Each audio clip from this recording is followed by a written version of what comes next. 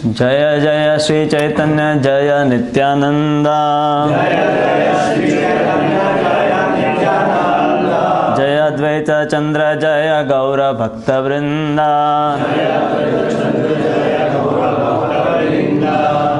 हरे कृष्ण। तो श्री चैतन्य महाप्रभु की बाल्य लीलाएं, क्योंकि चैतन्य महाप्रभु का आविर्भाव गौर पूर्णिमा के दिन, फाल्गुन पूर्णिमा के दिन है, तो इसीलिए कुछ उनकी बाल्य लीलाएं देखेंगे हम। और लीलाओं का अर्थ ही है कि भगवान की जो लीलाएं हैं, जैसे भगवान कृष्ण भगवद गीता में बताते हैं, जन्म कर्म च में दिव्यम एवं यो वेति तत्वतः। तो भगवान की लीलाओं को अगर हम तत्वतः समझे तो उसके लिए उससे क्या लाभ हमें होगा? पुनर्जन्म न विद्यते, फिर हमें इस संसार में वापस नहीं आना पड़ेगा। बहुत सारे इस संसार में ज़्यादातर लोग हैं इंटरेस्टेड होते हैं कि दूसरों की लाइफ स्टोरी या उसमें रुचि सबकी रहती है, इसलिए लोग फिल्म देखने जाते हैं या कुछ नाटक देखते हैं, या काफ़ी सारे लोग हैं बुक्स नॉवेल्स पढ़ते हैं। तो ये संसार की अलग अलग स्टोरीज़ है जिसको लोग पढ़ना चाहते हैं। क्यों? क्योंकि हर जीव में इच्छा होती है कि विभिन्न प्रकार के जो कार्यकलापों को देखे, समझे, जाने, उसमें अलग अलग प्रकार के रस होते हैं, उसका आस्वादन करे। पर क्योंकि भौतिक व्यक्ति है, उसकी भौतिक क्रियाओं को कितना भी हम सुने, देखें और समझने का प्रयास करें, फिर भी हम संतुष्ट नहीं होते हैं। पर जो भगवान की लीलाएं हैं वो दिव्य है, इसलिए इसको जितना भी बारंबार सुने, जैसे भगवान कृष्ण की लीलाएं प्रसिद्ध हैं, उस प्रकार भगवान राम की लीलाएं भी प्रसिद्ध है। पर हजारों सालों से ऋषि मुनि और कथाकार भक्त उनके गान करते रहते हैं। हाँ, तो उसी प्रकार से चैतन्य महाप्रभु की भी काफ़ी सारी कृष्ण की तरह ही बाल्य लीलाएं हैं। और ये जो लीलाएं हैं उसमें काफ़ी सारी लीलाएं कृष्ण जैसी हैं, कुछ लीलाएं अलग भी हैं। और चैतन्य महाप्रभु के जीवन के प्रमुख जो भाग है तो उनका बाल्यकाल है, फिर उनका पांडित्य की लीलाएं काफ़ी सारी हैं, और फिर संकीर्तन लीलाएं उनकी है, और फिर संन्यास के बाद की लीलाएं हैं। तो ये सब में भी उनकी अलग अलग, उनका जो व्यक्तित्व है अलग अलग रूप से प्रकट होता है। तो सबसे पहले चैतन्य महाप्रभु का जन्म है जब फाल्गुन पूर्णिमा के समय हुआ, शाम को। उस समय है सूर्य ग्रहण था, इसीलिए अधिकतर लोग बंगाल में, आपको पता है कि गंगा नदी के किनारे चैतन्य महाप्रभु का जन्म स्थान है। तो जैसे ग्रहण होता था तो उस समय लोग है नदी में स्नान करने जाते हैं पवित्र होने के लिए। तो उस समय नदिया में, जिस डिस्ट्रिक्ट में, तहसील में महाप्रभु का जन्म हुआ, मायापुर गांव में, तो वहाँ पर है काफ़ी सारे ब्राह्मण, नदिया डिस्ट्रिक्ट है, तो उसमें न्याय के बहुत सारे पंडित रहते थे। और ये अधिकतर है दुर्गा के उपासक थे, या कई लोग तो नास्तिक भी थे। तो प्रायः वो भगवान का नाम ऐसा मानते थे कि स्नान करते समय एक दो बार ले लेना है, ज़्यादा नाम नहीं लेना है। हाँ, कभी कभी आप लोग माला करते हैं तो कोई कहता है कि इतना नाम लेने की क्या ज़रूरत है, सुबह शाम याद कर लो भगवान को, फिर अपना काम करो। हाँ, तो ऐसे इनकी ही मान्यता थी। पर उस दिन क्योंकि महाप्रभु का प्रागट्य हुआ, तो महाप्रभु का आविर्भाव का एक प्रमुख जो कारण है युग धर्म संकीर्तन का प्रचार करना। तो सब लोग स्नान करने गए और सब लोग हरि हरि इस प्रकार से कीर्तन कर रहे थे। और इस प्रकार से महाप्रभु ने अपने प्रागट्य से ही दिखा दिया कि उनके प्रागट्य होने का और इस संसार में आने का एक प्रमुख प्रयोजन है संकीर्तन का पूरे विश्व में प्रचार करना। और महाप्रभु हम सबको भी यही शिक्षा बाद में देकर गए। और क्योंकि ये जगन्नाथ मिश्रा जो उनके पिताजी थे, और सची माता उनकी माता का नाम है, तो उनकी 8वीं संतान थे। उससे पहले 8वीं या 9वीं, उनके पहले उनकी कुछ 6 या 7 बहनें जन्म के बाद ही मृत्यु हो गया था। उनके एक बड़े भाई थे जिनका नाम था विश्वरूप। और जब चैतन्य महाप्रभु का जन्म हुआ, फिर कुछ दिन के बाद, तो पहले प्रथा होती है कि बच्चे को बाहर नहीं लेकर जाते हैं, फिर कुछ दिन के बाद उसको बाहर निकालते हैं। और फिर उनका नामकरण संस्कार हुआ। तो उनके जो नाना है नीलांबर चक्रवर्ती, वो ज्योतिष के काफ़ी बड़े विद्वान थे, और उन्होंने जब उनके ग्रह नक्षत्र देखे, कुंडली देखी और ध्यान किया, तो उनको लगा कि ये तो स्वयं पूरे ब्रह्मांड का पोषण करने वाले हैं, तो इसका नाम होना चाहिए विश्वम्भर। तो इस प्रकार से महाप्रभु का नाम जो उनके जन्म अक्षर के अनुसार विश्वम्भर रखा गया। और क्योंकि निमाई जो है चैतन्य महाप्रभु, तो जब जन्म लिए उसके बाद जैसे कुछ दिन बीते तो अक्सर रोया करते थे। तो वहाँ मोहल्ले की सब स्त्रियाँ इकट्ठा होकर उनको चुप करने के लिए, शांत करने के लिए हरि हरि ऐसा कीर्तन करवाती थी। हाँ, हरि बोल हरि बोल। तो तब निमाए हैं, अभी भी गांव में अक्सर बालकों को सबसे पहले राधे राधे या सीताराम या हरि बोल इस प्रकार से सिखाया जाता है। यही शब्द वो सबसे पहले सुनते हैं। हाँ, तो उस प्रकार से जब महाप्रभु है बारंबार हरि का कीर्तन होता था तब शांत हो जाते थे। तो इसीलिए सब लोग उनको गौर हरि, हाँ, गौर हरि के नाम से भी बोलने लगे कि गौर हरि है, इनका वर्ण है गोरा है या सुवर्ण जैसा है, और गौर हरि के नाम से भी। और एक नाम है उनका प्रसिद्ध गौरांग, क्योंकि महाप्रभु की भविष्यवाणियाँ शास्त्रों में जहाँ भी की गई है वहाँ पर इस लक्षण का भी वर्णन किया गया है। जैसे महाभारत में बताया गया है कि हेमांग वर्णांग गौरांगो, कि उनके शरीर का वर्ण सुवर्ण जैसा होगा, पीला, और गौर वर्ण होगा। कृष्ण का वर्ण है काला, पर यहाँ पर उनका जो वर्ण है कृष्ण वर्णम त्विषा अकृष्णम। श्रीमद् भागवतम में एक प्रसिद्ध श्लोक है। ये श्लोक तब आता है कि जब है नवयोगेंद्र है, वो आते हैं निमि राजा के पास और उनको पूछते हैं विभिन्न युगों में भगवान किस किस रूप में प्रकट होंगे और क्या क्या संदेश देंगे और किस प्रकार से लोग उनकी पूजा करेंगे। तो 3 युगों का वर्णन करने के बाद जब कलयुग की बात आई तब उन्होंने एक श्लोक बोला। ये श्लोक इस प्रकार से, कृष्ण वर्णम त्विषा कृष्णम सांगो पांगास्त्र पार्षदम यज्ञे संकीर्तन प्राये यजंती ही सुमेधशः। तो यहाँ पर भी जो है कृष्ण वर्णम, अब कृष्ण शब्द का 2 अर्थ है। एक तो कृष्ण भगवान कृष्ण, एक कृष्ण का अर्थ है काला भी होता है, कृष्ण फलकम ब्लैक बोर्ड संस्कृत में। तो कृष्ण वर्णम के भी कई अर्थ हो सकते हैं। वर्ण का अर्थ रंग भी होता है, वर्ण का अर्थ जो वर्णन करता है वो भी होता है, वर्ण का अर्थ ये भी होता है कि जिसके नाम में कृष्ण शब्द है। तो उस प्रकार से जीव गोस्वामी इस श्लोक का काफ़ी विश्लेषण तत्व संदर्भ में करके बताते हैं कि यहाँ पर जो है त्विषा अकृष्ण, त्विषा कृष्ण का भी 2 अर्थ हो सकता है, त्विषा कृष्ण और त्विषा अकृष्ण, मतलब जिनका वर्ण गोरा है या जिनका वर्ण काला है। तो कृष्ण वर्ण त्विषा अकृष्ण, दो बार भी कृष्ण कृष्ण वर्ण नहीं हो सकता है। तो फिर वो कहते हैं कि पहले कृष्ण वर्ण का अर्थ है जो कृष्ण का वर्णन करता है या जिनके नाम में कृष्ण है। तो चैतन्य महाप्रभु का जो नाम प्रसिद्ध हुआ संन्यास के बाद श्री कृष्ण चैतन्य, तो उनमें कृष्ण नाम है, कृष्ण वर्ण का प्रयोग किया गया है और वो हमेशा कृष्ण का वर्णन करते हैं। और कृष्ण त्विषा अकृष्ण, उनका वर्ण है गोरा है, तो इसीलिए गौरांग नाम है बाल्यकाल में प्रसिद्ध हुआ गौरांग। और एक नाम प्रसिद्ध है निमाय, नीम का पेड़ अभी भी आप महाप्रभु के जन्म स्थान पर जाएंगे तो वहाँ पर है। और अक्सर गांव में क्या होता है कि जो बालक काफ़ी सालों के बाद जन्म लेता है, जैसे माता पिता का इकलौता बेटा होता है, तो उनको ऐसे कुछ सामान्य नाम देते हैं। जो जैसे यहाँ गुजरात, मैं गुजरात में हूँ, तो या भीखो मतलब बेगर, हाँ, ऐसे भी नाम भी देते हैं। अकेला लड़का होता है तो इस प्रकार से मेरे ख्याल से सब जगह प्रथा है। तो निमाई, नीम के पेड़ के नीचे जन्म लिया तो निमाई भी नाम प्रसिद्ध हुआ। तो गांव में ऐसे कई पेट नेम्स भी होते हैं, हाँ? पर गौरांग गौरहरि ये सब नाम है कि जिनका महाप्रभु की भविष्यवाणी में वर्णन किया गया है। तो इस प्रकार से कई नामों से है निमाई। और विशेष रूप से बाल्यकाल में निमाई अधिक लोग, क्योंकि बोलने में आसान है, गौरहरि निमाई इत्यादि बोला करते थे। तो उनके काफ़ी सारे बाल्यकाल के लीलाएँ हैं।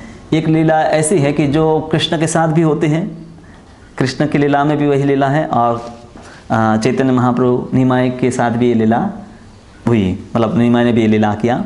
तो एक ब्राह्मण है, वो आता है, और ये ब्राह्मण का व्रत था कि स्वपाक भोजी था, स्वयं पकाकर ही भोजन करता था, मतलब स्वयं पकाकर भगवान को भोग लगाकर ही भोजन करता था, किसी के हाथ का भोजन नहीं करता था। तो जब आया तो जगन्नाथ मिश्र ने कहा कि आप हमारे घर पर रुकिए और कुछ दिन रुक कर हम आपके लिए सब भोजन की व्यवस्था कर देते हैं, आपको जो भी राइस और दाल और सब्जियाँ वगैरह चाहिए आप स्वयं पकाइए। तो उन्होंने कहा ठीक है। तो शाम का समय हो गया था, उसने भोजन पकाया और भगवान को बोलने लगा, प्रार्थना करने लगा, नमो ब्रह्मण्य देवाय गौरव ममताय जगजगताय कृष्णाय गोविंदाय नमो नमः। इस प्रकार से कृष्ण को पुकार कर कृष्ण को भोग लगाने लगा। तो उस समय निमाय नज़दीक में खेल रहे थे, और क्योंकि वो आँखें बंद करके प्रार्थना कर रहा था, तो निमाय आकर चावल रखा था, उसमें से कुछ चावल लेकर खाने लगे। अक्सर भोजन आप सामने रखते हैं और छोटा बालक है तो अक्सर वो आकर खा लेगा। गांव में आपने देखा ही होगा कि तो इस प्रकार से बालक है, कुछ भी अगर खाने का दिखाई देता है तो उसको मुंह में रख लेता है, पूछेगा नहीं आपको मैं इसको खाओ कि नहीं, अगर बहुत छोटी उम्र है तो जैसे ब्राह्मण ने देखा कि ये तो भोग अभी भगवान को लग रहा है, हाँ, तो वही तो इन्होंने खा लिया, तो भगवान को कैसे भोग लगा सकते हैं। तो बहुत दुखी हो गया। फिर जगन्नाथ मिश्र आए और सची माता आए, उनको भी लगा कि ब्राह्मण का वे भोग है जूठा हो गया, तो कैसे भगवान को भोग लगाएंगे। दुखी हो गया तो कहा कि ठीक है, शायद भगवान की इच्छा है कि आज मैं उपवास कर लूँ। तो कहा नहीं, ब्राह्मण हमारे घर पर अगर भूखा जाए तो हमें अपराध लगेगा, तो आप दूसरी बार भोजन बनाइए और हम व्यवस्था करें कि निमाय है दूसरी बार यहाँ आए नहीं। और फिर निमाय को लेकर ऐसी व्यवस्था की गई कि उनकी माता दूसरे घर में रहेगी, ताकि पड़ोस में चली जाएगी तो निमाय यहाँ आएगा नहीं। और वापस तो और कुछ समय बीता, 1 आध घंटा और बीत गया होगा भोजन बनाने में वापस, क्योंकि वापस बर्तन धोने हैं, वापस चावल पकाना है, और वापस हो भगवान को प्रार्थना करने लगा, नमो ब्रह्मण्य देवाय गौरव मंत्राय जगताय कृष्णाय गोविंदाय नमो नमः। और पता नहीं, अब निमाय तो खेल ही रहा था अपनी माँ के साथ और सब लोग वहाँ थे, पर भगवान ने इस प्रकार से माया रची कि किसी का ख्याल नहीं रहा कि निमाय कहाँ चला गया, और आकर वो चावल खाने लगा। तो अब तो ब्राह्मण है जो जैसे चिल्लाने लगे, क्या हो गया आप लोग, बच्चे ने है हमारा भोग है जूठा कर दिया। और जैसे ही उसने शोर मचाया तो सब लोग दौड़ कर आए और देखा कि निमाय है वहाँ पर है, और वो भोजन मतलब थोड़ा जूठा करके वहाँ से भाग रहा है। और फिर जगन्नाथ मिश्र ने तुरंत बोला कि एक लाठी लाओ, छड़ी लाओ, हाँ, इसको जब तक सजा नहीं मिलेगी तब तक ये सुधरेगा नहीं, हाँ। और ब्राह्मण के घर पर जन्म लिया है, ब्राह्मण का ही भोजन है जूठा कर रहा है, तो ये तो संस्कार ठीक नहीं है, हाँ, तो इसको मैं है दंड दूंगा। पर ब्राह्मण ने रोक दिया कि बालक है, बालक को क्या मतलब, उसको पता नहीं होता ना कि ये सिद्धांत है कि भगवान को झूठी वस्तु भोग नहीं लगाने हैं, तो उसको छोड़ दीजिए आप। शायद आज 2 बार ऐसा हुआ, भगवान चाहते नहीं कि मैं भोजन करूं। और ठीक है, अब बहुत देर हो गई, रात को 9-10 तो बज ही गए होंगे, तो ठीक है मैं फल और दूध ले लेता हूं। तो उसने मना कर दिया कि अब मैं भोजन नहीं बनाऊं। तो उस समय है महाप्रभु निमाय के बड़े भाई, जिसका नाम था विश्वरूप। तो विश्वरूप आए, और विश्वरूप है वो भी देखने में बहुत सुंदर थे। उन्होंने ब्राह्मण को पैर पकड़कर हाथ जोड़कर प्रार्थना किया कि आप एक और बार प्रयास कीजिए भोजन बनाइए। और वो इतने सुंदर थे और उनकी प्रार्थना को ठुकरा नहीं पाए, कहा ठीक है तुम कहते हो तो मैं एक और बार। पर इस बार जगन्नाथ मिश्र ने कहा कि निमाय को हम कमरे में बंद कर देंगे। उनकी माँ को बोला कि आप कमरे में चले जाओ, बाहर से लॉक लगा देंगे, ताला होगा तो कोई संभावना नहीं है कि बच्चा बाहर आए। अन्यथा तो हो सकता है कि खेल खेल में सब लोग स्त्रियाँ भी अंदर अंदर बात करने में मशगूल हो जाए, भूल जाए कि बच्चा कहाँ खेल रहा है। तो ऐसा किया गया, उनको पड़ोस में लेकर चले गए, जिस कमरे में उनकी माँ को रखा गया। सची माता, तो बाहर से उस कमरे को बाहर से बंद कर दिया गया, लॉक लगा दिया गया। और ब्राह्मण ने भोजन बनाया, करीबन रात को 11-12 मध्य रात्रि का समय हो गया होगा। और वापस उसने प्रार्थना भगवान को की कि हे कृष्ण, हे दामोदर, हे ब्राह्मणों के पालक, आप आकर भोजन ग्रहण कीजिए। और निमाय वहाँ पर आकर खाने लगे। तो अब तो जब देखा तो पहले तो ऐसे चिल्लाने के लिए, जैसे चिल्लाने जा रहा था, तब भगवान ने अपना चतुर्भुज रूप प्रकट किया और उसको उस रूप का भी दर्शन हुआ कि कृष्ण रूप का भी उसमें दर्शन हुआ। और वो समझ गया कि ये वही है कि जिसको मैं भोग लगा रहा हूँ। तो वो भाव विभोर हो गया, मतलब वो चिल्ला नहीं जा रहा था, पर भगवान ने प्रकाश किया कि वो कृष्ण ही हैं जिनको वो भोग लगा रहे हैं। तो ब्राह्मण है, इतना भाव विभोर हो गया, अब चिल्लाने का कोई अर्थ नहीं था ना, क्योंकि कृष्ण को तो ही भोजन उसको करवाना था, और कृष्ण स्वयं अगर आकर खा रहे हैं तो फिर क्यों फरियाद करें। तो उसने खीर बनाई थी, चावल बनाए थे, अब क्योंकि भगवान ने वो खा लिए थे तो प्रसाद हो गया।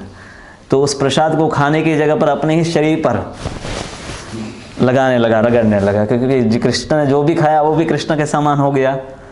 तो उसको खाने, मतलब भाव विभोर में वो ये भी सूझ नहीं रही कि भोजन मुझे खाना है, उसकी जगह पर वो अपने शरीर पर ही लगाने लगा, नाचने लगा, कूदने लगा। और निमाय वहाँ थे। और कुछ समय के बाद सब लोगों ने थोड़ा शोर देखा, तो लोग आए दौड़कर और देखा कि ब्राह्मण खुश है, नाच रहा है, कोई फरियाद नहीं है। तो सब खुश हो गए, ठीक है, ब्राह्मण की इच्छा पूरी हो गई, जो भी हुआ। पर ब्राह्मण ने, और भगवान ने उस समय पहले ही बोल दिया था कि किसी को बताना नहीं मैं कौन हूँ। तो सबको बताना चाहता था कि आपका जो ये बच्चा है, निमाय है, वो नहीं। फिर याद आ गया कि नहीं, भगवान ने मना कर दिया कि वो सबको उत्साही था कि यही भगवान स्वयं है जिनको आप अपना पुत्र मानते हैं। उसको सीक्रेट पता चल गया था। तो कुछ दिनों के लिए वो उस गांव में रहा और हर रोज़ निमाय की लीलाओं का दर्शन करता था। तो ये एक और बाल्य लीला है कि बचपन में गांव में पहले प्रथा थी कि बच्चों को काफ़ी आभूषण पहनाते थे। अभी तो चला गया सब। तो सोने के आभूषण या चांदी, सोने चांदी के काफ़ी आभूषण, हाथ में, पैर में, कान में, गले में। तो निमाय को भी, ब्राह्मण थे हालांकि, जगन्नाथ मिश्र इतने धनवान नहीं थे, पर फिर भी ब्राह्मणों को जो भी दान में मिलता है तो वो आभूषण बच्चों को पहनाते थे। तो निमाय हैं काफ़ी सारे आभूषण पहनकर अपने प्रांगण में खेल रहे थे। पहले गांव में ऐसे घर तो ऐसे नहीं होते थे, खुला ही होता है प्रांगण। तो वहाँ से 2 चोर जा रहे थे। उसने देखा कि इस बच्चे के ऊपर बहुत सारे आभूषण हैं, इसका अपहरण कर ले तो काफ़ी सारा माल मिल जाएगा। अब इसके घर के सामने तो लूट नहीं सकते, क्योंकि हो सकता है कि हम निकालने जाए तो रोने लगे बच्चा और अंदर से घर से लोग आ जाएंगे। तो कुछ रसगुल्ला ले आए। बंगाल में तो रसगुल्ला सब जगह मिलता है। और बच्चे को कहा कि हमारे साथ चलो तो तुम्हें रसगुल्ला और संदेश इत्यादि मिठाइयाँ खिलाएंगे। तो बच्चा कहा ठीक है। तो बच्चे को कंधे पर उन्होंने बिठा दिया। अक्सर गांव में आपने देखा होगा बच्चे को माँ पिताजी है कंधे के ऊपर बिठा रहे हैं। हाँ, तो बच्चे को भी, क्योंकि छोटा होता है तो उसको ऊपर बिठा दे तो उसको सब दिखाई देता तो अच्छा लगता है। आपको याद होगा, पता नहीं, मुझे तो मेरे पिताजी बिठाते थे। तो ये चोर है। अब कोई भी गांव में तो क्या है कि कोई भी आकर बच्चे को के साथ खेल सकता है, तो कोई विरोध नहीं करेगा। तो इसीलिए पहले उन्होंने नाटक किया कि हम बच्चे को ऐसे घुमा रहे हैं। तो ऐसे घुमाते घुमाते थोड़ा थोड़ा दूर होकर फिर आगे जाकर दौड़ने लगे। जैसे उसका घर से दूर चले गए तो फिर दौड़ने लगे ताकि घर से थोड़ा दूर चले जाए, ताकि उसके आभूषण निकाल कर फिर बच्चे को छोड़ दें। तो काफ़ी दौड़े। उसके बाद उनको लगा कि अब ठीक है, अब काफ़ी हम दूर निकल कर आ गए हैं। और भी बच्चे को रखा और आभूषण निकालने वाले थे। तो वहाँ देखा कि लोग हैं निमाय निमाय इस प्रकार से ढूंढ रहे हैं, चिल्ला रहे हैं। तो उन्होंने आजू बाजू देखा तो कहा, पता चला कि वो तो वही जगह पर दौड़कर वापस उसी जगह पर आ गए हैं। वैसे ही आप यहाँ से निकलो, दौड़ कर वो हम घूम घूम कर आओ, आपको लगे कि आप कहाँ दूर दूर चले गए और वापस इसी जगह पर आ सकते हैं। तो चोर है इतने भ्रमित हो गए कि वो दौड़कर काफ़ी जगह गांव में घूमकर निमाई के घर पर वापस आ गए। और जैसे उन्होंने नीचे रखा तो क्योंकि उतना समय बीत गया तो सब लोग घर पर ढूंढ रहे थे निमाई को, तो उन्होंने निमाई, तो सब लोगों को लगा कि ये लोग इनको ढूंढ कर वापस ले आए हैं। तो उनका आभार माना कि ठीक है, बहुत अच्छा आपने निमाई को ढूंढ कर वापस ले आए, ठीक है आपके लिए कुछ हम लेकर आते हैं। पर चोर डरे हुए थे, इसीलिए वो उसको छोड़कर चले गए। तो जब लोग आए कि चलो इनको कुछ खिलाते पिलाते हैं, तो वहाँ से पलायन कर गए। तो इस प्रकार से निमाई हैं जो भक्त थे या भक्त थे, दोनों को उनकी दिव्य लीलाओं का आनंद का मौका, मतलब उसमें भाग लेने का मौका दिया। जैसे यहाँ ब्राह्मण है, वो भगवान का भक्त ही था, पर ये चोर है भक्त नहीं थे, फिर भी भगवान की लीला जब होते इस धराधाम में भगवान प्रकट होते हैं, तो इस संसार के जीवों को उनकी दिव्य लीलाओं का मौका मिलता है देखने का, सुनने का, विशेष रूप से देखने का तो कई जीवों को भी मौका मिलता है। फिर महाप्रभु के कई लीलाएँ हैं बचपन की जो उनके पढ़ाई के संबंधित है, और भी अनेक लीलाएँ हैं, बाल्य लीलाएँ। जैसे ये कि जब कृष्ण अभी निमाई बहुत छोटे थे, तो एक दिन निमाई सो रहे थे और जगन्नाथ मिश्र ने देखा कि नूपुर की आवाज़ आ रही है। जैसे एक बालक चलता है तो उसके अगर पैर में नूपुर लगाए है तो उसकी आवाज़ आती है। तो उनको लगा कि निमाई तो यहाँ है नहीं, कोई बालक तो चल नहीं है, कैसे आवाज़ आ रही है। और फिर देखा तो वहाँ पर कुमकुम के चरण चिन्ह भी घर में थे।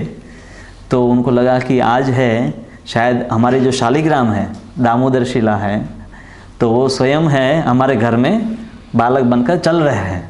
क्योंकि ब्राह्मण है, शालिग्राम की पूजा करते थे सब लोग, तो उनके घर में भगवान की शिला शालिग्राम के रूप में थी। तो उनको लगा कि शायद हमारे शालिग्राम है चल रहे हैं। पर निमाई हैं उस समय भी जब वो बहुत छोटे थे तो भी वो घर में अक्सर इस प्रकार से चलते थे। और फिर उन्होंने कहा कि आज इसीलिए हम उत्सव मनाएंगे, और उस दिन है उन्होंने खीर बनाई, पकवान बनाए और सबको बांटा। और कई लीलाएँ हैं कि एकादशी से संबंधित एक लीला है।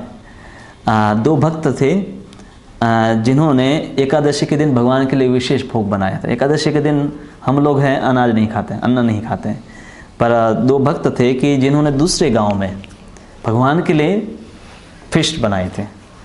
तो निमाई अपने पिताजी को बोलता है कि मुझे वो उनके घर से कुछ भोजन खाना है। तो पहले तो एक बालक को कैसे पता हो सकता है कि किसी और ने अपने घर पर क्या बनाया। फिर वो उनके घर पर गए और पता चला कि उनके घर पर वाकई में भगवान के लिए फिस्ट प्रसाद बनाया गया है। तो इस प्रकार से भगवान है अपने अचिंत्य शक्तियों को अपनी बाल्य लीलाओं भी प्रकट करते हैं। पर उनके जो भक्त हैं उनकी भक्ति की इतना उच्च स्तर होता है कि वो उनको देखते भी हैं उन लीलाओं को, पर क्योंकि वो अपने पुत्र के रूप में ही उनको स्नेह करते हैं, तो उनके लिए ये स्वीकार करना नहीं संभव हो पाता है कि मेरा पुत्र ये कर रहा है। जैसे कृष्ण है बहुत सारे असुरों का वध किए, पर यशोदा मैया और नंद बाबा ये मानते हैं कि कृष्ण कैसे वध कर सकते, वो तो छोटे बालक है। इनका तो हमें रक्षा करना चाहे, ये डर जाएंगे, इनका हमें पालन करना चाहे, उनको भोजन करवाना चाहे। तो ये भक्ति के दो रस है। वहाँ एक जगह भगवान अपना ऐश्वर्य प्रकट करते हैं जैसे असुरों को माना, पर साथ में वात्सल्य रस भी है। तो वात्सल्य रस में जो भक्त है वो ऐश्वर्य प्रकट होता है, फिर भी ऐश्वर्य को देखकर अचंभित या आश्चर्यचकित नहीं होता है, और अपने पुत्र के रूप में ही उनका भाव है बना रहता है। उनकी काफ़ी सारी पढ़ाई के संबंधित बहुत सारी लीलाएँ हैं। महाप्रभु है बाल्यावस्था में गंगादास पंडित है, उनके वहाँ पर है, उनकी पाठशाला में पढ़ाई करने जाते थे। पहले भारत में हर गांव में बहुत सारी पाठशालाएं होती थी जहाँ पर छोटे बालक है पढ़ने जाते थे। एक तो बड़े गुरुकुल भी होते थे जहाँ पर कुछ अवस्था के बाद लोग ज़्यादा हायर स्टडी के लिए जाते थे।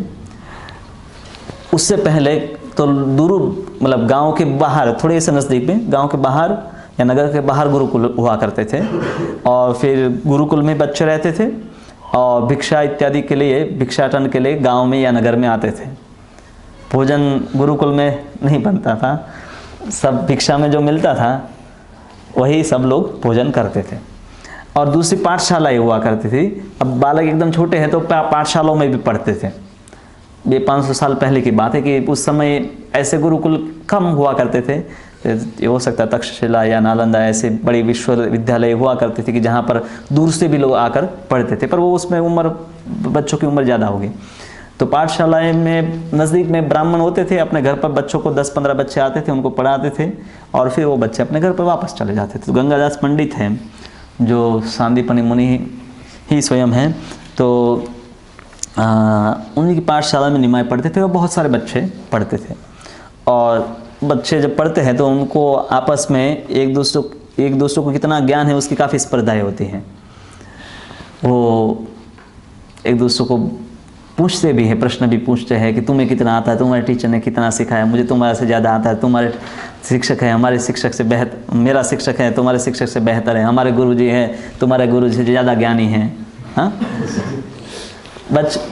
वहाँ तो गांव में और अभी भी अब कोचिंग क्लासेस हो गए हैं आपको भौतिक शिक्षा के लिए। तो यहाँ तो मुख्य रूप से जो पढ़ाई होती थी संस्कृत, क्योंकि एक बार संस्कृत का अच्छी तरह से अध्ययन कर लिया तो उसके बाद आपको कोई भी विषय, आपको आयुर्वेद पढ़ना है, आपको ज्योतिष पढ़ना है, आपको वास्तु पढ़ना है, आपको पुराण, उपनिषद, वेद या यज्ञ इत्यादि जो भी भौतिक विज्ञान भी के विषय भी जो है, धनुर्वेद इत्यादि, आयुर्वेद इत्यादि, स्थापत्य इत्यादि सब संस्कृत में थे। उसके ग्रंथ भी सब संस्कृत में हैं और थे। तो इसलिए पहले संस्कृत पढ़ाया जाता था और बच्चे कुछ सालों में 2-3 साल में काफ़ी अच्छा संस्कृत सीख लेते थे कि ताकि कोई भी फिर ग्रंथ को अध्ययन कर सके। तो ये दिन में मतलब कुछ घंटे पढ़ते थे और फिर गंगा में जाकर स्नान करते थे और फिर घर पर वापस लौटते थे, या घर पर वापस लौट कर आते थे और फिर गंगा में जाकर नहाने जाते हैं। अभी भी आप जाएंगे मायापुर में तो लोग हर रोज़ गंगा में स्नान करने दोपहर के बाद जाते हैं। सुबह भी कई लोग जाते हैं, कई लोग दोपहर के बाद जाते हैं। तो निमाई भी ऐसा करते थे और उस गंगा पर बहुत सारे बच्चे के साथ वहाँ पर बहुत सारे ब्राह्मण भी स्नान करने के लिए आते थे। मैंने बताया था कि उस समय नदिया है वो ब्राह्मणों का एक बड़ा मतलब गढ़ था कि जहाँ पर बहुत सारे ब्राह्मण रहते थे, क्योंकि बहुत सारे लोग बाहर से वहाँ पर न्याय शास्त्र पढ़ने के लिए आते थे।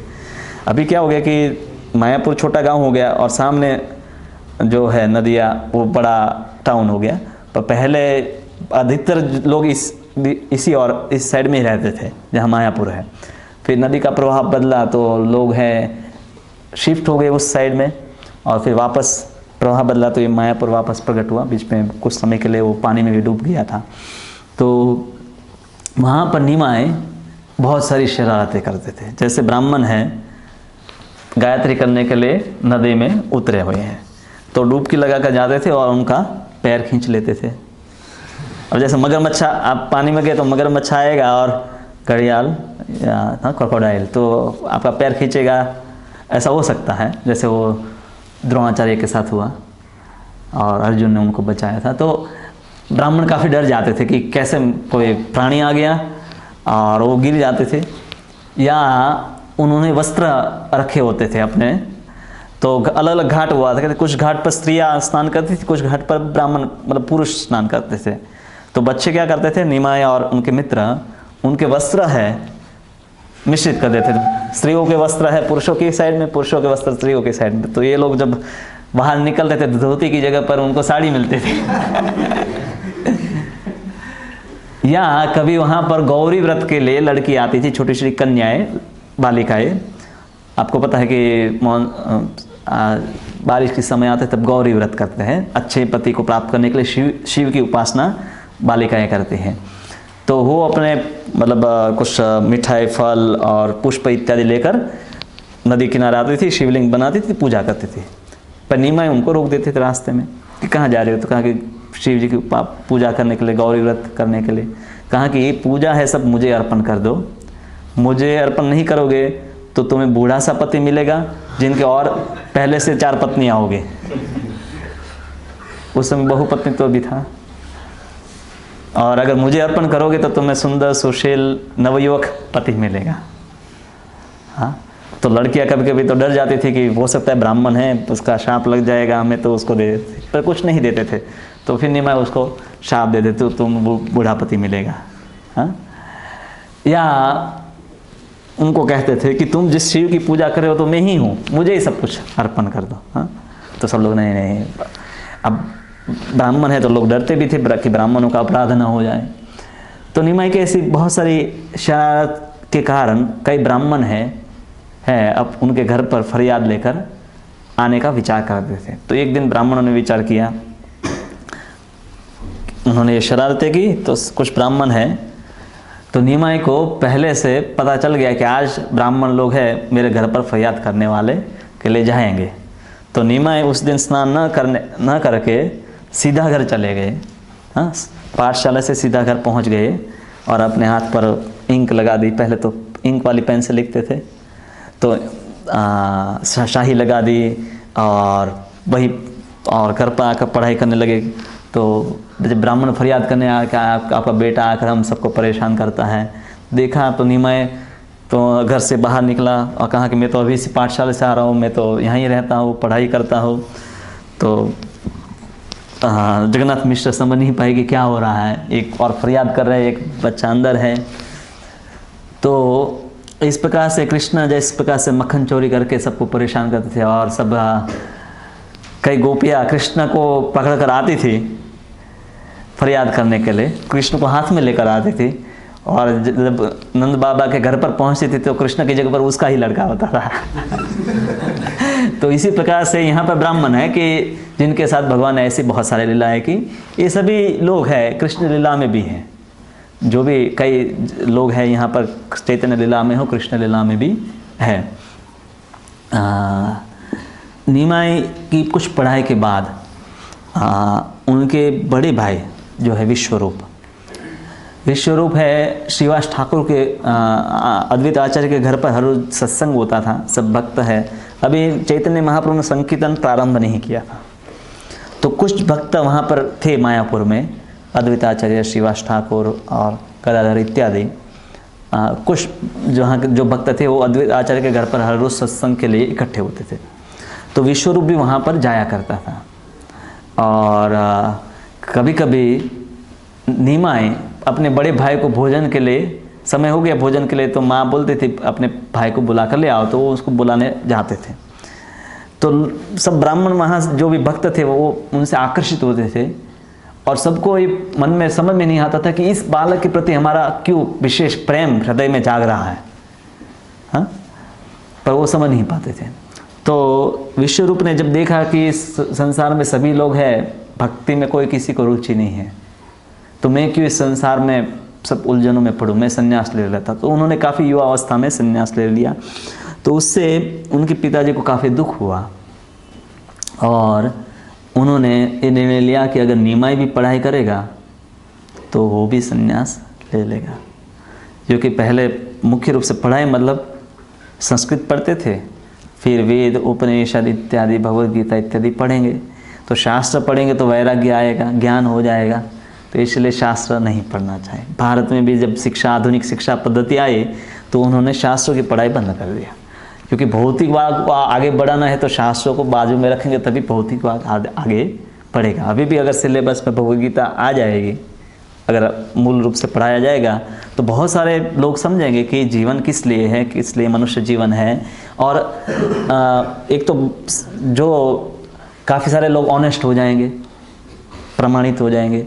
काफ़ी सारे लोग ये भी समझ पाएंगे कि हमारे जो लीडर्स हैं हमें कैसे मिसलीड कर रहे हैं। इसीलिए एक प्रकार से जो समाज के नेता हैं लोगों को अंधेरे में रखना चाहते हैं। कैसे वो एक प्रकार से धोखेबाजी है और लोगों को सिर्फ गलत बयान, गलत वचन देते हैं। अब जैसे इलेक्शन आ रहा है तो हर नेता है बहुत सारी प्रॉमिस देता है कि हम ये करेंगे, वो करेंगे। हाँ, और सब लोग जानते हैं, पर लोगों के पास कोई दूसरा चारा नहीं है।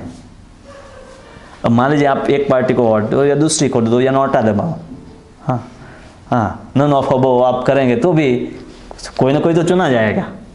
हाँ, तो या लोग कई लोग उनकी पार्टी में भी जुड़े हुए हैं। तो शास्त्रों के ज्ञान से चाहे राजा कैसा भी हो, लोग अपने जीवन को एक सही दिशा में लेकर जा सकते थे। इसलिए अंग्रेज आए पर लोगों के जीवन में ज़्यादा परिवर्तन नहीं आया, क्योंकि लोग शास्त्रों को तो पढ़ते ही थे। तो भले अंग्रेज हैं, वो शासन कर रहे हैं, टैक्स ठीक से टैक्स उनको दे दो, पर हमारा जीवन हमारे पास है, उसको किस दिशा में ले जाना है वो लोग जानते थे। तो मुख्य रूप से जगन्नाथ मिश्र को तो ये हुआ कि इसीलिए पढ़ाई नहीं करना है, तो निमाई को बोल दे कल से पाठशाला नहीं जाना है। तो निमाई की मस्ती और ज़्यादा बढ़ गई। अब पालक है, पूरे दिन घर रहेगा तो क्या करेगा।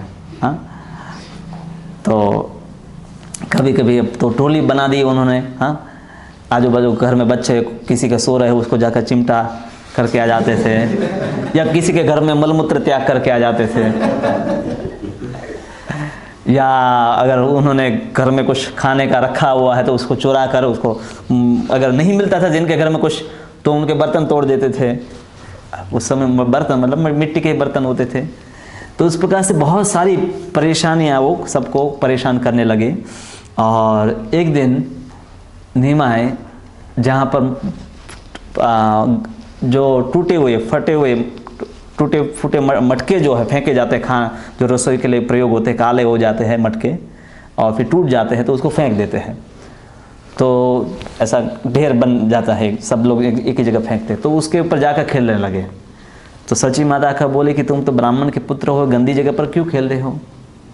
हाँ, तो हाँ ये अशुद्ध है।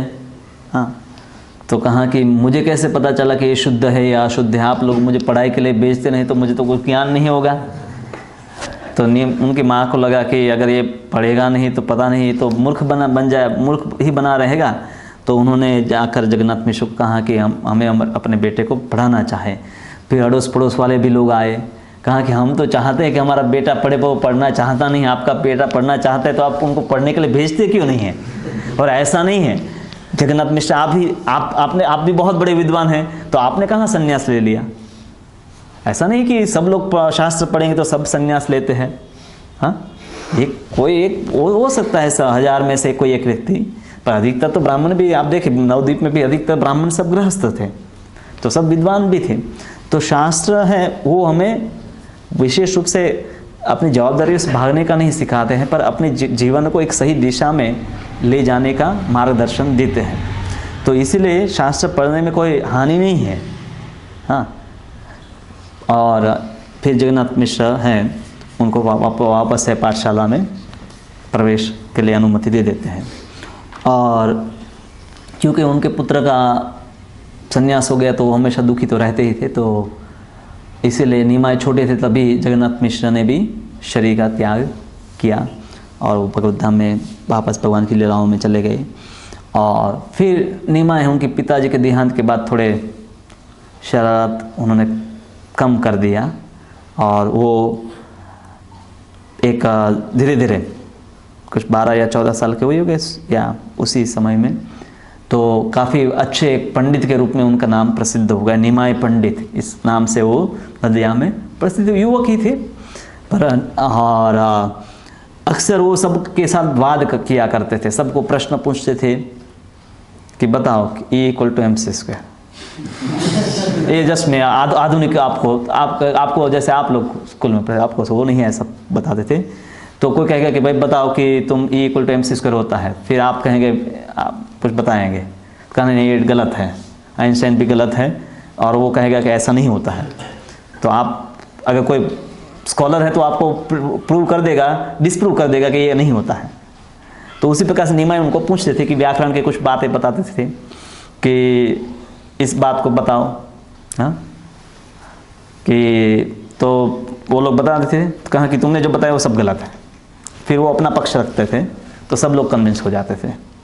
कुछ समय के बाद कहते थे मेरा पक्ष भी गलत है, तुम्हारा पक्ष ही सही है।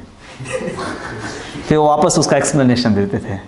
तो लोग कंफ्यूज हो जाते थे कि वो पहले अपनी बात रखते थे, उसको भी साबित कर देते थे और फिर उसको भी डिसप्रूव कर देते थे।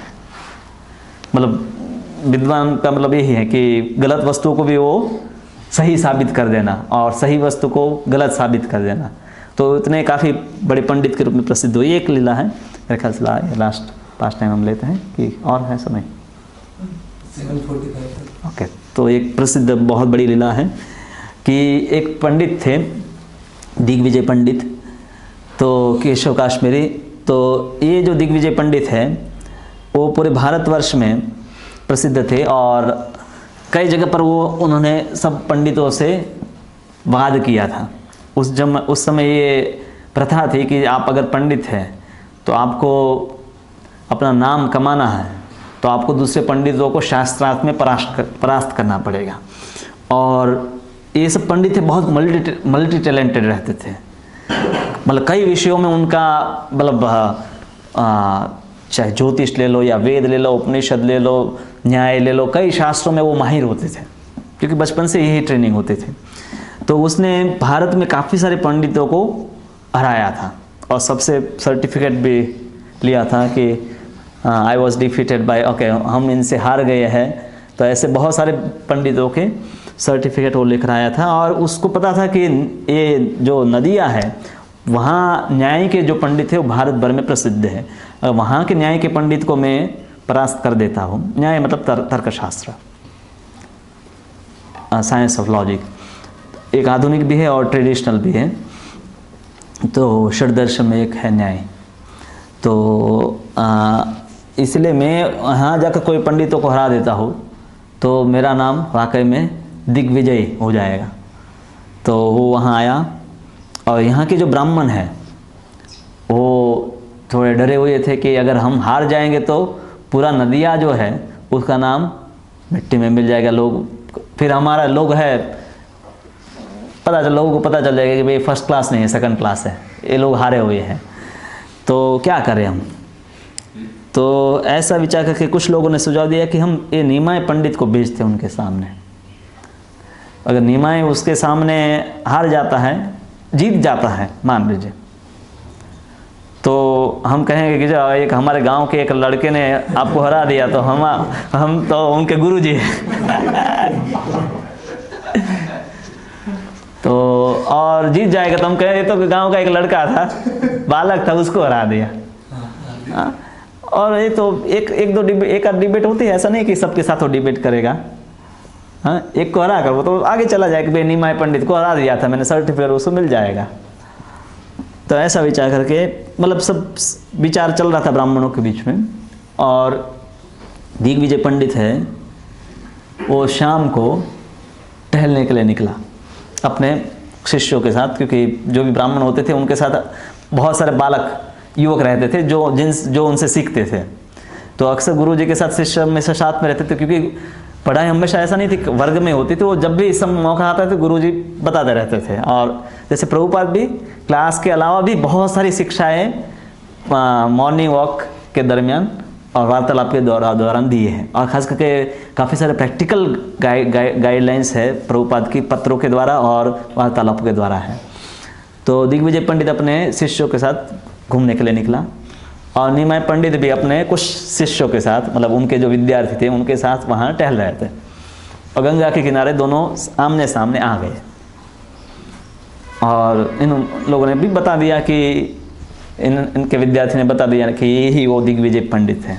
और दिग्विजय पंडित को भी उनके शिष्य ने बता दिया कि ये वही निमाय पंडित हैं जिनको कई लोग मानते हैं। तो प्रणाम किया, एक दूसरे का अभिवादन किया। और निमाय पंडित कहें कि आप तो बहुत बड़े विद्वान कवि हैं, हमने सुना है, तो गंगा माता हमारे नज़दीक ही है, तो माता की स्तुति आप कीजिए। हाँ, अब कवियों को अगर बोला जाए कि भाई आप किसी की स्तुति करें, तो ऐसा नहीं कि उसको किसी के गीत गाए हुए गाना है, उसको अपने काव्य बनाकर गाना होगा। यही मतलब कवि है तो वो अपने गीत बनाकर गाता है। हाँ, बाकी सब लोग उसकी कॉपी करते हैं। हाँ, जैसे सब लोग है गीत सुनते हैं ना बॉलीवुड के, किसी को गीत नहीं आता है, अब कोई कवि होगा तो अपने ही गीत बनाएगा। हाँ, तो दिग्विजय पंडित ने, केशव काश्मीरी ने 100 श्लोकों में वो क्या कि आशु कवि उसको कहते हैं, कि जल्दी जो आशु कवित्व कि मतलब आप उसको कोई भी विषय देंगे तो तुरंत उसके ऊपर वो संस्कृत में काव्य बना सकता है, अलग अलग छंद में। अभी भी भारत में है कुछ लोग कि जो ऐसे कवि है कि आप उनको बोले कि यहाँ बेस पर आए और आप कहें कि बेस के बारे में आप कुछ काव्य बताइए, कुछ श्लोक बता दीजिए, तो तुरंत आपको श्लोक उसकी रचना करके इसके जो भी वो देखेंगे उसके अनुसार वो बनाकर आपको प्रस्तुत कर देंगे। उसके लिए काफ़ी विद्वता चाहे, शब्दकोश का ज्ञान और विभिन्न रसों का ज्ञान, काफ़ी सारा ज्ञान चाहे उसके लिए।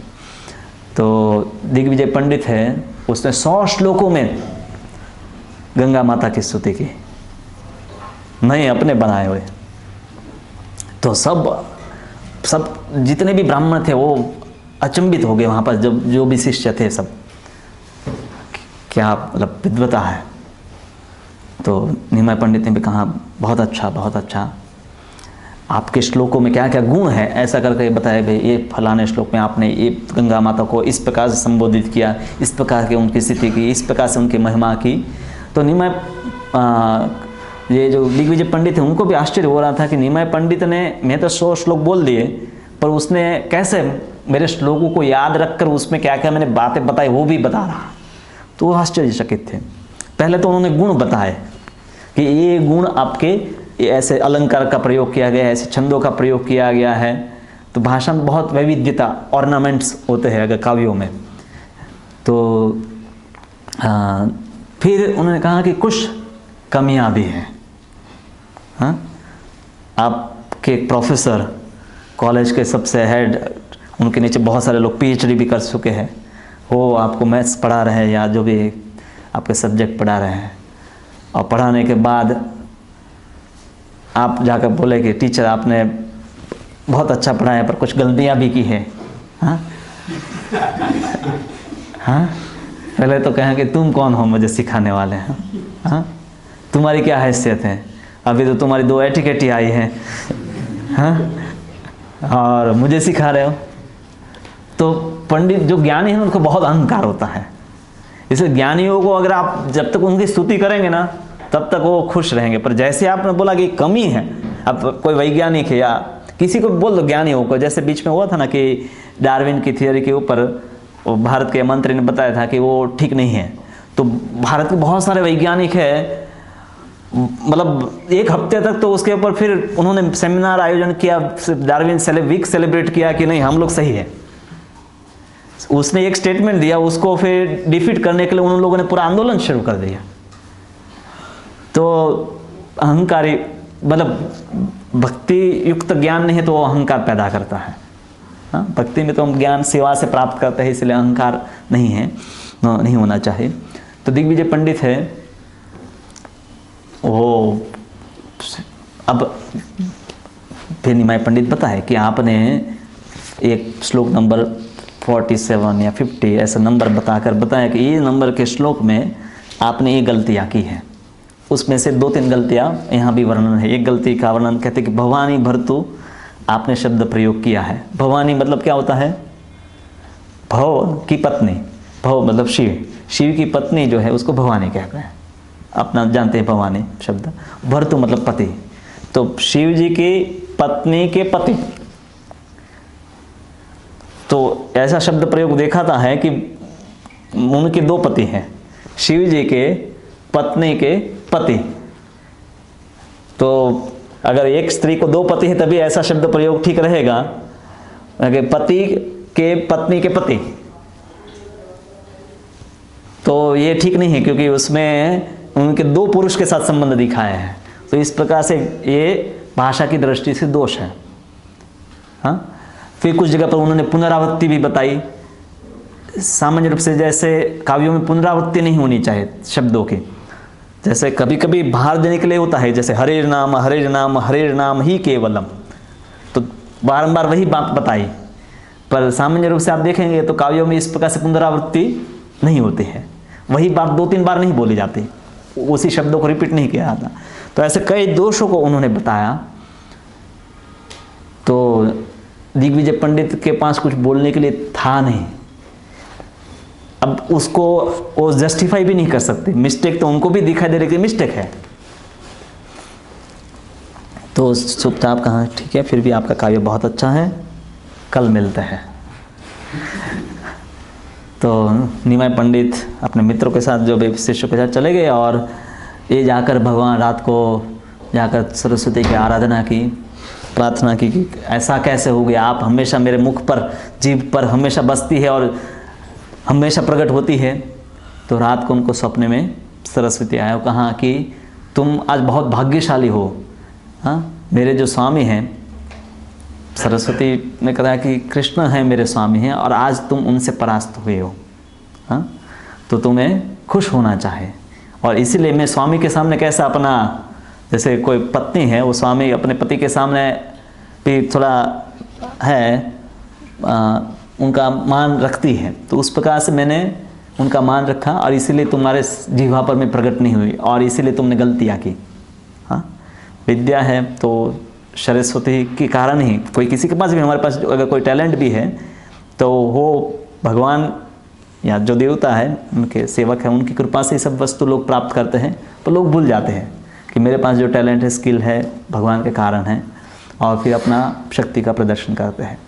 तो इस लीला में चैतन्य महाप्रभु काफ़ी बातें हमें सिखा गए हैं कि विद्या का अहंकार इस प्रकार से व्यक्ति को अहंकारी बना देता है। तो दिग्विजय पंडित है, फिर दूसरे दिन जाकर निमाय पंडित को प्रणाम किए और वो जान गए कि यही स्वयं भगवान है, और बाद में जाकर दिग्विजय पंडित भी स्वयं वैष्णव बन गए, भक्त बन गए। तो ऐसे महाप्रभु ने काफ़ी सारे पांडित्य की लीलाएँ की है, काफ़ी सारी बाल्य लीलाएँ की हैं। अब तक उन्होंने संकीर्तन का प्रारंभ नहीं किया था, क्योंकि यहाँ पर महाप्रभु अपने आविर्भाव में, क्योंकि आगे जाकर भी उनको काफ़ी सारे पंडितों के सामने, जैसे सार्वभौम भट्टाचार्य, प्रकाशानंद सरस्वती, ऐसे पंडितों के सामने या जगत के सामने ये बात भी रखनी थी कि पांडित्य से भी पढ़कर जो है वो भगवान नाम है, भक्ति की महिमा। तो अपनी बाल्य लीलाओं में उन्होंने, खास करके युवावस्थाओं की कुमार अवस्था की लीलाओं में उन्होंने पांडित्य का प्रदर्शन किया और फिर उन्होंने संकीर्तन किया, ताकि लोग ये नहीं समझे कि कीर्तन उन लोगों के लिए है कि जिनको कुछ ज्ञान नहीं है। हाँ, कुछ बाद में जाकर चैतन्य महाप्रभु को एक्यूज की भी किए कि आप क्यों सन्यासी हैं और भावुक की तरह है एक कीर्तन नर्तन करते हैं। तब महाप्रभु ने कहा कि कलयुग में मूर्ख हूँ, इसलिए मैं यही करता हूँ। पर सब लोग जानते थे कि निमाय पंडित के रूप में वो काफ़ी प्रसिद्ध थे और दिग्विजय पंडित को भी उन्होंने परास्त किया था। तो एक जब पढ़ा लिखा विद्वान व्यक्ति भी जब भगवान का नाम कीर्तन कर रहा है, नाच रहा है, तो उन्होंने तो उन विषयों को ठीक से समझा होगा तभी वो करेगा। ऐसा नहीं कि वो दूसरों को कहने में आ गया है और कर रहा है।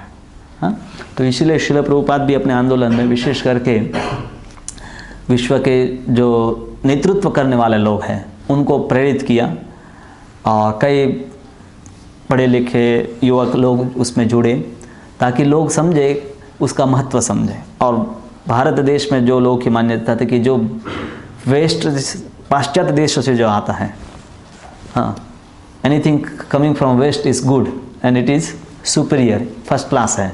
हाँ, जैसे वेस्ट से आया है तो यहाँ से अच्छा है तो टेक्नोलॉजी भी यहाँ से वहाँ अच्छी है, तो हम ऐसा मानते हैं कि वहाँ से जो भी आएगा अच्छा है। तो प्रभुपाद जी है इसलिए वहाँ गए कि ताकि लोग वहाँ देखेंगे कि वहाँ विदेशी लोग भी कर रहे हैं, तो फिर हमें ध्यान में लेना चाहिए। क्योंकि 1000 साल की गुलामी के कारण भारत में लोग हैं अपनी ही संस्कृति को निम्न मानने लगे, घृणा करने लगे।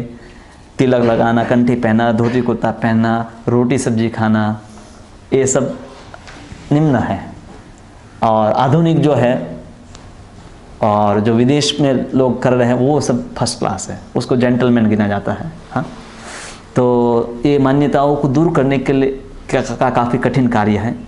पर प्रभुपाद जी जानते थे कि परिवर्तन लंबे समय तो सिर्फ भारतीय लोग हैं, उन्हीं के पास संस्कृति है कि वो वही प्रचार के लिए ज़्यादा योग्य लोग हैं। विदेशी लोग प्रचार कर सकते हैं, भक्त बन जाएंगे तो वो भी काफ़ी सारे इस्कॉन के सन्यासी प्रचार करते हैं, पर वहाँ पर पूरा जो सामाजिक माहौल है प्रचार करने के लिए और लोगों को भक्त बनने के लिए वो प्रतिकूल है। पर भारत के लोग अगर जागेंगे तो उनके पास पोटेंशियल ज़्यादा है, क्योंकि बचपन से ही उन्होंने सीखा है, साथ में संस्कृति भी है। तो उनका जन्म समाज, संस्कृति इत्यादि सब वस्तु है अनुकूल है। तो इसलिए महाप्रभु की आज्ञा हम सबके लिए है कि भारत भूमि ते हेल मनुष्य जन्मजार, जन्म सार्थक करी परोपकार, जारे देखा तारे कहा कृष्ण उपदेश। तो भारत के युवाओं को महाप्रभु का ये मैसेज है कि हमें हमारी संस्कृति, धरोहर इत्यादि को जानना है, सीखना है। हमारे सगे संबंधी, मित्र, कलीग जो भी उन सबको उससे अवेयर करे, जिस प्रकार से वो समझ सके उस प्रकार से उनके स्तर से उनको बताए कि ये किस प्रकार से उत्कृष्ट है।